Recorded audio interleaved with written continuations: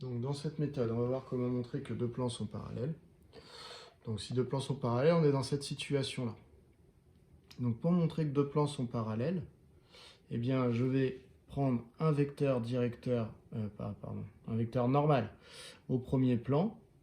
Donc par exemple N1 pour le plan P1, un vecteur normal pour le deuxième plan, donc N2 par exemple pour le plan P2, et il va falloir que je montre que ces deux vecteurs normaux, eh bien en fait sont collinéaires, comme sur ma figure. Alors ici c'est une figure qui ne représente pas forcément mon exemple, c'est-à-dire que là, vous voyez ici, j'ai fait deux vecteurs normaux qui sont dans le même sens, il se pourrait très bien qu'ils ne soient pas de même sens. C'est vraiment que la collinéarité qui nous intéresse, c'est-à-dire la direction.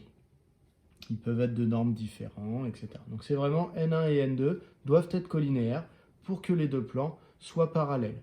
Donc je vais déterminer les coordonnées d'un vecteur normal au plan P1 que je vais appeler N1. Ça, je le lis directement dans l'équation cartésienne. Je peux choisir N1 avec des coordonnées qui sont 5, 2, 9 comme vecteur normal.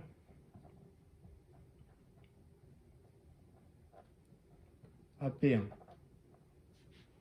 Ensuite, je vais trouver un vecteur normal à P2 que je vais appeler N2. Je vais le trouver de la même manière en prenant les coefficients devant x, y et z dans l'équation cartésienne.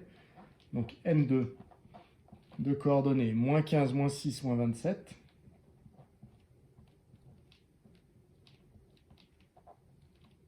Et normal à P2. Et donc maintenant, il me reste à vérifier que ces deux vecteurs sont collinéaires.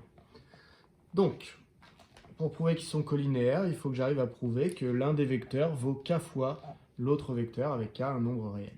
Ici, je me rends compte que si je prends les coordonnées de N1 et que je les multiplie toutes par moins 3, ça va me donner exactement les coordonnées de N2. Donc, je me rends compte que N2 est égal à moins 3 fois N1. En effet, si je prends les coordonnées de N1 et que je les multiplie par moins 3, je retrouve celles de N2. Par exemple, 5 fois moins 3, moins 15. 2 fois moins 3, moins 6. 9 fois moins 3, moins 27. Donc, le vecteur N2 est bien égal à moins 3 fois le vecteur N1. Je peux donc en conclure que N1 et N2 sont collinéaires. Donc, N1 et N2 sont collinéaires. Donc, s'ils sont collinéaires, comme on avait vu juste avant, ça veut dire que les plans P1 et P2 sont parallèles. Donc, P1 et P2 sont parallèles. Voilà pour cette méthode.